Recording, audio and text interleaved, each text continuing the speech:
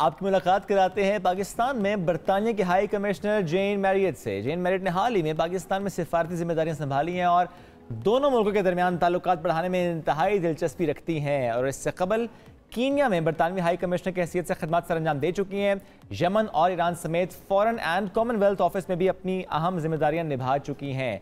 पाकिस्तान में अभी आगाज इधर है, 1-1.5 महीना हुआ जिम्मेदारी संभाली है। क़याम कैसा जा रहा है, कहाँ कहाँ घूमने फिरने गई हैं? सुना तो ये है कि ट्रेल पर भी गई हैं और कराची भी गई हैं। और पहाड़ भी बड़े पसंद हैं। पहाड़ भी बड़े पसंद है। तो कितनी पुरजोश है यहाँ पर काम करने से मुताल्लिक, इसी पर आज हम उनसे बात करेंगे। Good morning Jane, how are you doing today? Good morning, very well indeed. Thank you, Sheriff, and thank you both for having me on your show. Great to have you. Jane, it's been 1.5 months, right? Yes. In Pakistan. Yes. So how's Pakistan treating you so far?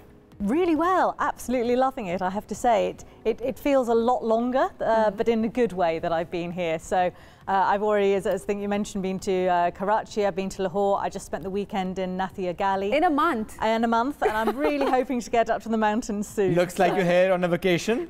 Yeah, I have to say the 7:30 breakfast meetings going through to the formal working dinners until 10 p.m.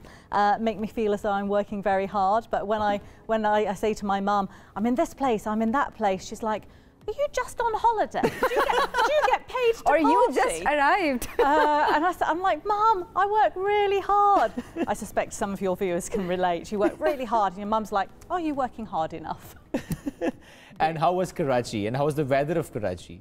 To be honest, the weather of Karachi was perfect for me. Okay. So as a British person, I am finding Islamabad a little bit warm. Okay.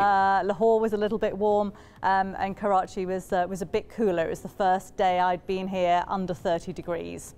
So it was fantastic, and we had the ship's visit. HMS Lancaster, a British ship had come into Karachi port, was doing joint exercises with the Pakistani military to sort of help protect the seas around Pakistan. So it was a really good trip down there. And what about the Karachi food?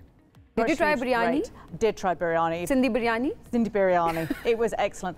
A little bit hot. I am adapting. I'm like, increase my spice levels gently here. But Islamabad is fine in terms of spices, right? Islamabad, yeah, seems to be a bit more, okay. yeah, a bit lower. Also, you'll get used to it. That's my plan. Yes. But at the moment, you have to actually. At the moment, I think I go red, sweat a bit, and then drink a lot of water. So hopefully, after 3 or 4 years here, I'll be able to eat biryani like a Pakistani. That's my aim. And how was your visit to Lahore? Lahore was great. Yeah, again, did do a lot of meetings that are probably too boring to talk about, but really enjoyed seeing Badshahi Mosque and the fort as well, and had dinner at one of those restaurants overlooking the fort and mosque, which is so beautiful. So in a month, I believe you have been to many places here in Pakistan, the main cities especially. Lots more to go to. I've not been to KP or Baluchistan yet. They're on the list. They're on the list. On the bucket list. Yeah, on the work list. There's so much going on. Like every time I turn round, there's like exciting, fun things, work things, professional things happening in Pakistan. It's an amazing country. So Jen, what makes Pakistan stand out from other countries? Because you have been to Kenya and many other countries as well, in Yemen, Iran. So what makes Pakistan stand out from other countries, in your view? So all countries are different, and whenever I'm asked to pick a favourite one, and they have their own specialities. They've got their own specialities. So I've loved all the countries that I've worked in, but I'm here in Pakistan now, so Pakistan has my love and my loyalty. Although I still love Kenya and other places as well, of course. And I think the thing that stood out for me is the huge potential of Pakistan, and the fact that you have a growing, young, smart population. You're developing in IT sectors. I think probably a potential that hasn't been fulfilled as much as it could be over the last few years. But I sort of feel a bit of a turning point, actually. And perhaps that was because of the difficult economic situation that led to the IMF deal in June. But I feel as though everyone's gone, okay, we need to get serious. We can do this. Yes. Pakistan has potential. Let's turbocharge this. Let's get stuff done. So I love that energy. Great. Let's talk about the Commonwealth Youth Ministers meeting, which is underway in London. Yes. And Pakistan is chairing it. Yeah. How significant is that for other countries? So there's 54 members in the 56 members, sorry, in the Commonwealth, and it's a really fascinating global network because it has everybody from some of the biggest countries in the world, like Pakistan, through to small island nation states, and just that variety and different section of views is fascinating. It's a good subsection of what the world looks like. And the Commonwealth has chosen youth as the theme for this year. And I know it's a cliche, the youth are our future, etc., but actually doing things to enable young people to fulfill their potential in Pakistan, but also more broadly in the world, is really important. Just as important is people like me who are in power, who are the decision making sure that we're making good decisions for the youth. And sometimes we need that youth to be even more empowered to tell us what it is that they want, what it is that we should be doing.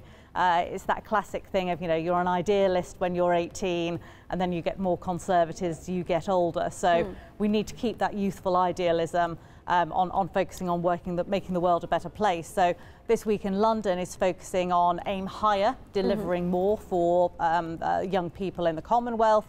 And it's focusing particularly on four things, the 4 E's as I like to call them, because it's education, employment, the environment and engagement. So how across the Commonwealth do we do those 4 things with our youth to make sure that they can fulfil their potential?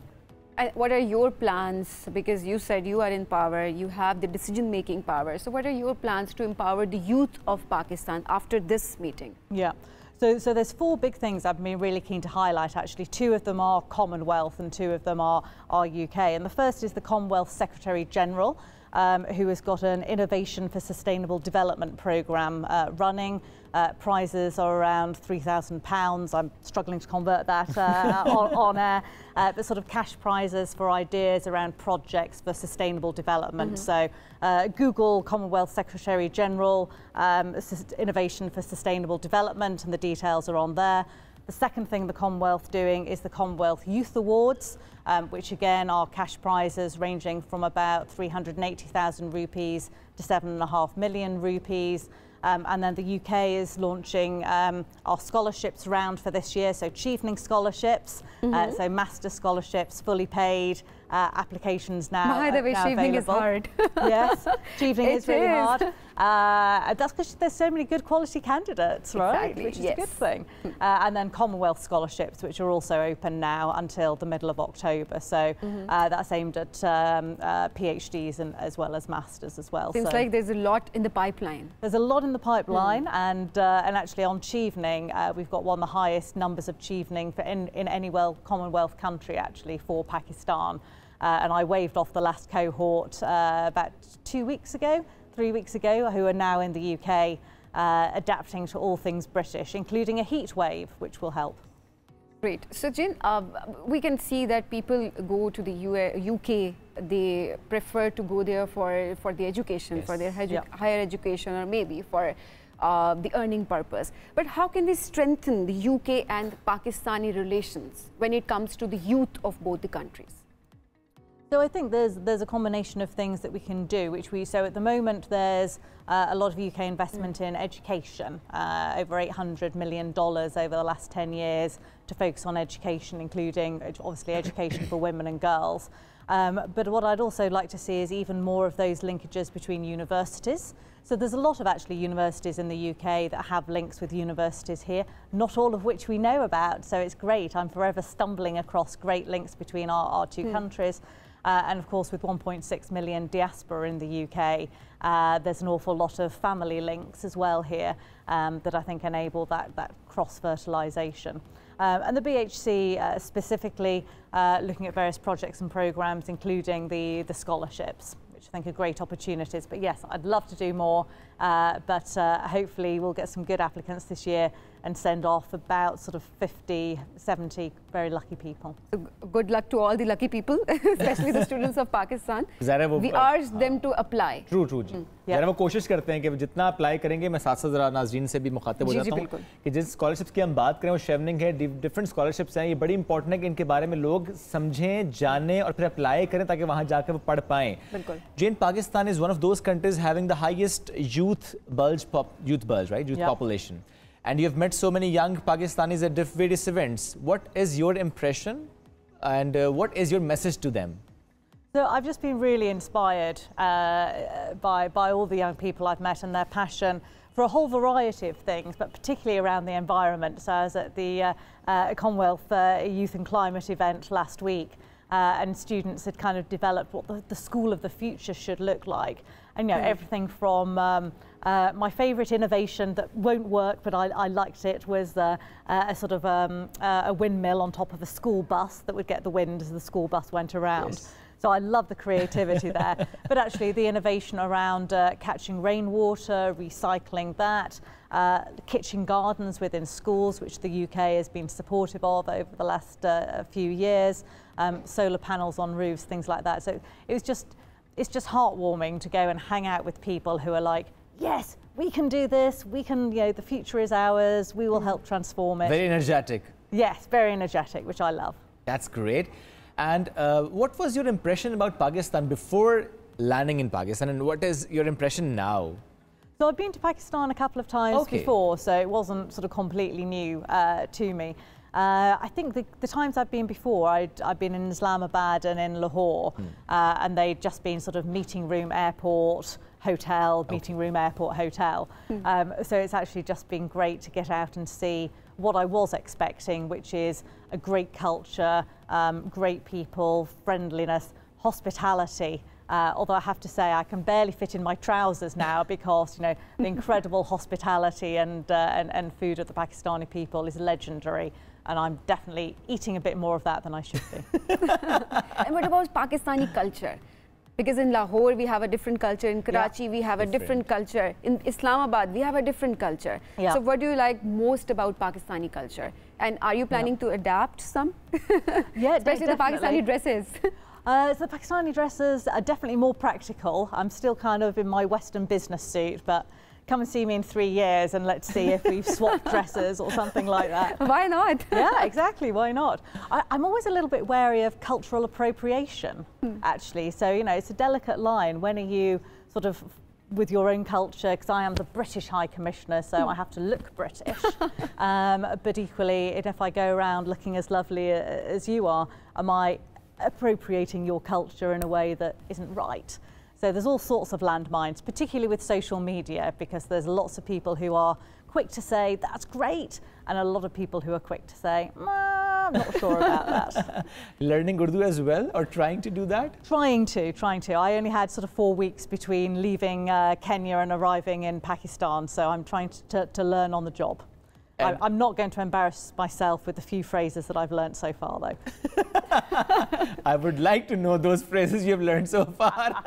Now, I'm completely blanking, but I definitely had 1 bottle of water, please, down to a pat this weekend. And what is that one word you are, you know, keep on listening that whenever you go somewhere, you listen that particular word? What is that word? Frequently used word. So shukriya is obviously a great word. And assalamu alaikum. Assalamu alaikum and wa alaikum assalam, absolutely. Wa alaikum assalam, see?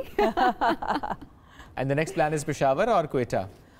Both, I hope, and also getting up into Gilgit-Baltistan. I have to see those mountains. I've seen the photographs, and I know the photographs don't do it justice, so I have to see this amazing sight with my own eyes. And you're following sports, I mean cricket as well. Yep. I'm not as good as my predecessor on cricket, but I'm learning. And I have many happy childhood memories of my father taking my sister and I to the cricket. So are you following Asia Cup? I'm following the Asia Cup a bit, yeah. Today is a very important match for Pakistan and Sri Lanka both. Yeah. And what do you think is going to happen? Are we going to win? Let's see. Let's see. We wish. Because if we win, we'll qualify for the final. Exactly. Yeah. Well, you're now the #1 team in the world, right? Yes. We are in the What's ranking. your favourite team after England? Well, obviously Pakistan. Of course Pakistan. Of course Pakistan. Because you are in Pakistan. Exactly. But it's going to be difficult in those moments when England are playing Pakistan, because I'm like, obviously I have to cheer for England because I'm the British High Commissioner. Yes. But secretly I won't be upset if Pakistan wins, because like now it's my adopted country. Because now this is your home for now at least. Exactly. And who is your favourite player from Pakistani team, if you know the players? I'm not going to comment at this point because I've got a few favourites. Few favorites. एक का नाम नहीं लेनी जी. So I need to see more to narrow it down. But I have to say the game against Afghanistan, and I'm now blanking on the amazing player who did the six right at the last minute. Who was that who knocked the six at the last minute to win the game by 1 run against Afghanistan? Afghanistan से किसने जिताया था अभी बता दे. मैंने तो match follow नहीं किया. Anyway, that was amazing. That was amazing. I was seriously impressed by that. That's great, ji. Zabardast ji. And you tweeted about Naseem Shah as well, the Pakistani player. Yes. What was the tweet? So that was about his amazing run to sort of save the game against Afghanistan at the last minute. I was actually watching that game with some Pakistani friends, and they were like, "We're never going to win. We're never going to win." I'm like, "No, we can do it. We can." And I started saying "we," which is, not appropriate because I'm British, but I'm so in this. I'm like, "We can do this. We can win. I believe we can do this." And then we did by 1 run. So I'm like, "Yes." Oh yes, we did. Jane, lastly, what message would you like to give to the Pakistani youth, especially in the time of crisis? Yeah. Because Economic you have crisis, already yes. economic crisis. Because you have already mentioned the impact of IMF. Yeah. So, what message would you like to give to the youth of Pakistan? Yeah. So I think the message is that times are hard. They are difficult across the globe, whether it's cost of living, environment, and I think Pakistan has got some really difficult challenges, but I've been delighted to see the commitment of leaders here in tackling some of those. I feel that there has been a step change in understanding that this is serious and things really need to change. Yes. Jane Marriott, thank you so much for joining us today. It was lovely having you. Thank you. We would love to have you again as well. Absolutely, anytime you can invite me. And we'll keep on asking you what place you have visited now, what you have tried in Pakistani cuisines. We'll keep getting updates. Yeah. The Miranjani Trail in Nathia Gali. Miranjani is beautiful. It was a tough one, but it was all fog when I got to the top, so I've got to go back and do it again. We'll go together, maybe. Absolutely. Let's go together. Let's do it. Let's do it. Count me in. Jane, thank you very much.